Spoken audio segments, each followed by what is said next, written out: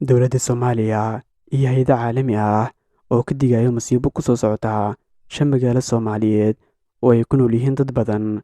Magaalooyinkaasi oo u badan kuwa tirsan xeebaha ayaa qaarkood waxaa horey u dhacay masiibooyin la mid ah kuwa laga digayo.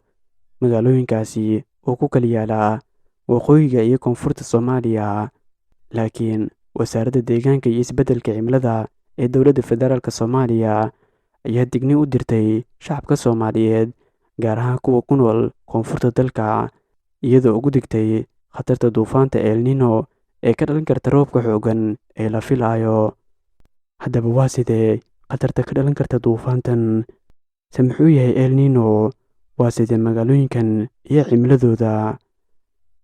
Dhammaan su'aalahaas ayaynu ku soo qaadan doonaa muuqaalkeena maanta.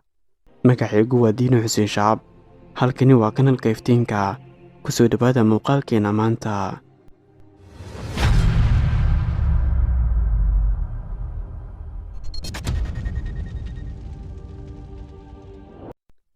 El Niño waa qaab cimilo ah oo qeexaysa kulaylka aan caadiga ahayn ee biyaha dusha sare. El Niño waxay saameyn ku leedahay heerkulka badda, xawaaraha iyo xoogga qulqulka badda.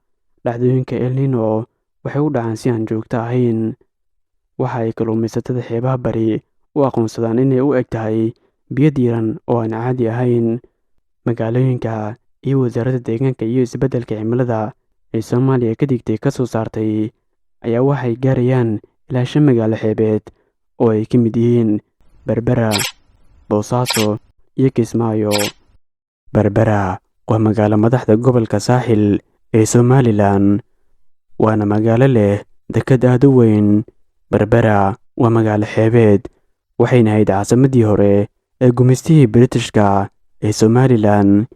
Magaaladan qadiimiga ah ayaa leh cimilo kulul, waxayna leedahay xagaa aad u dheer iyo jiilal gaaban oo kulul, iyo sidoo kale roobab aad u yar.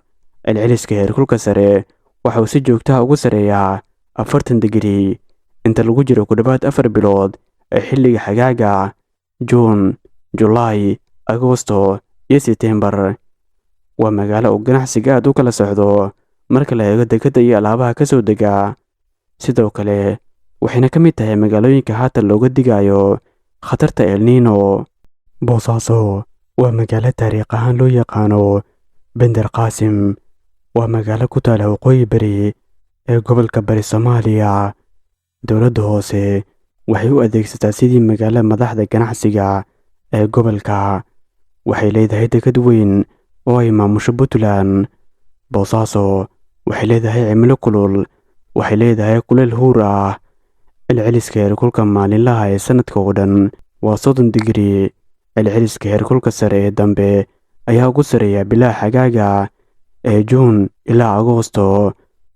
Waa magaalo qadiimi ah, waxay haatan ku jirtaa magaalooyinka ay dowladda Soomaaliya sheegtay ee khatarta ugu jirta duufaanta El Niño.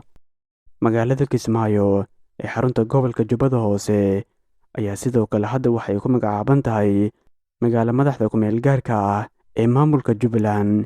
Magaaladu waxay 528 kiiloomitir koonfur galbeed kaga beegan tahay magaalada caasimadda ah ee Muqdisho, iyadoo aad u dhow afka webiga Jubba, halkaasi oo ay biyuhu maraan badweynta Hindiya. Kismaayo waxay leedahay cimilo kulul, inkastoo ay hesho ku dhawaad 375 milimitir ama 15 inji oo roob ah sanadkii. Waxa ugu wacan umibaxa aadka u sareeya. Cimiladu waa mid kulul sanadka oo dhan.